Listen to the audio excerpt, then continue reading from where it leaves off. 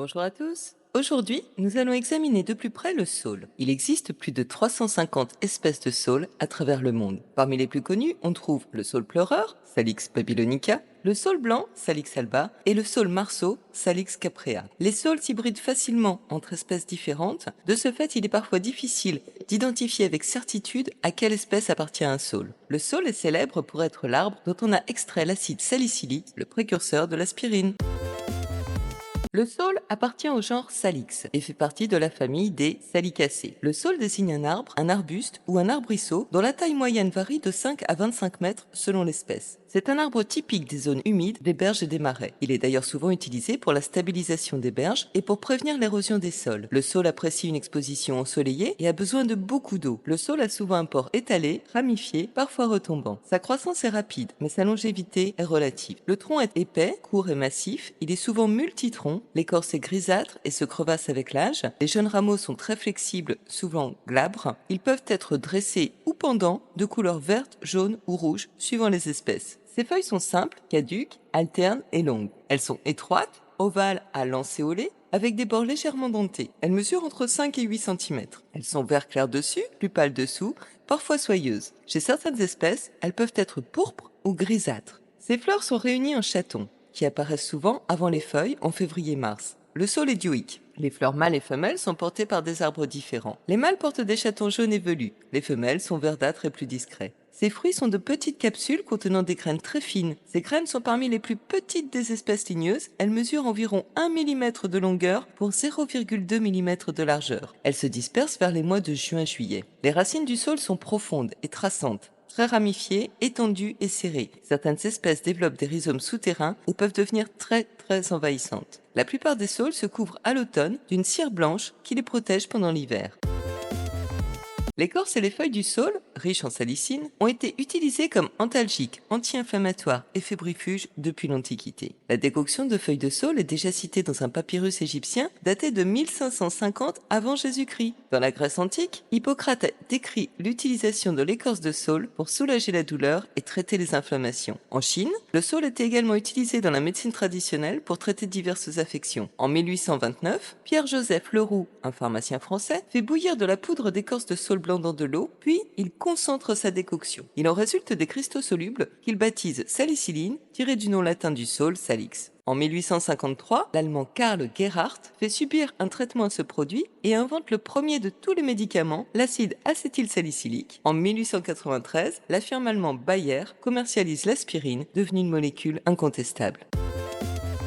Alors, le saule a des propriétés analgésiques. L'écorce du saule étant riche en salicine, elle permet de réduire les douleurs telles que les maux de tête, les règles douloureuses et les douleurs dorsales. Le saule a des propriétés anti-inflammatoires. Il est utilisé en décoction ou en infusion. Il est très efficace pour soulager les douleurs musculaires, l'arthrite et d'autres douleurs inflammatoires articulaires. Le saule a des propriétés antipyrétiques. Il peut donc faire baisser la fièvre, notamment dans les états grippaux. Le saule a des propriétés astringentes et diurétiques. Certaines espèces de saule peuvent favoriser l'élimination des toxines du corps. Il peut être utile en cas de problèmes digestifs et urinaires. Le saule a des propriétés sédatives nerveuses. Les feuilles et les bourgeons de saule agissent sur les troubles du sommeil comme l'anxiété et l'insomnie. Le saule a des propriétés anticoagulantes. C'est un fluidifiant sanguin, au même titre que l'aspirine. Il est utile dans la prévention de caillots sanguins. Enfin, le saule a des propriétés cicatrisantes. En application externe, une décoction d'écorce de saule blanc peut traiter des problèmes de peau tels que les plaies, les ulcères, les cors et les verrues. Il peut aussi aider à réduire l'acné.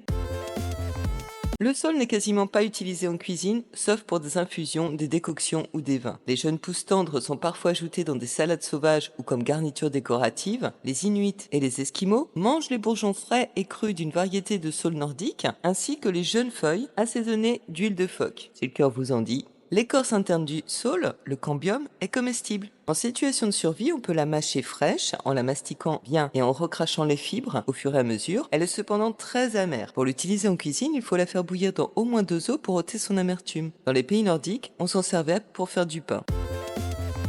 On récolte l'écorce des jeunes rameaux de saule au printemps lorsque la sève monte, car c'est là que la concentration en salicine est la plus élevée. On prélève des branches fines d'environ 2-3 cm de diamètre, en évitant de couper trop profondément pour ne pas abîmer l'arbre. On fera ensuite sécher l'écorce à l'ombre, puis on la conservera dans un contenant hermétique. Pour la vannerie, les branches souples peuvent être coupées toute l'année.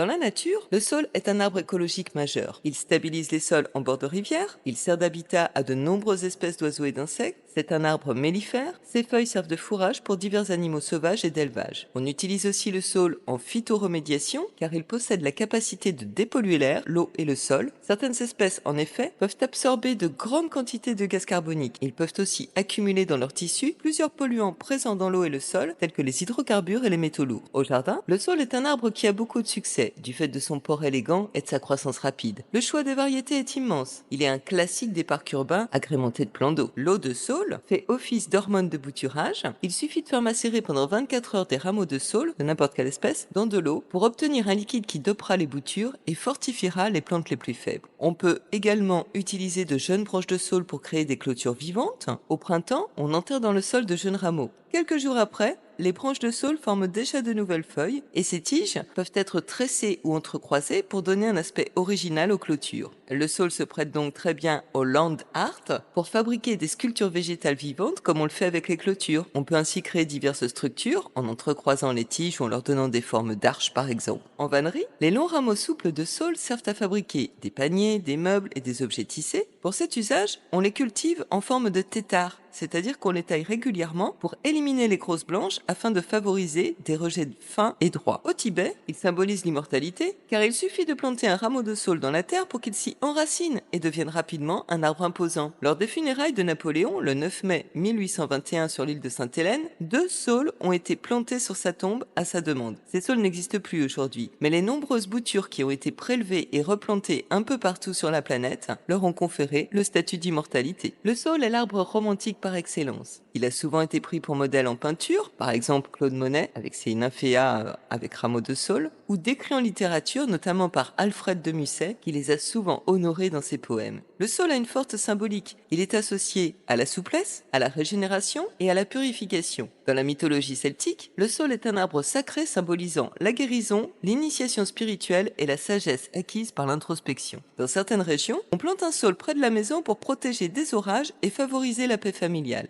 Et enfin, la feuille du saule blanc aussi a été utilisée par les gens du voyage comme un leurre pour la pêche. Parce que quand on la fixe à un hameçon plombé, elle réagit dans l'eau comme un petit poisson qui frétille et elle attire donc les grands poissons carnassiers.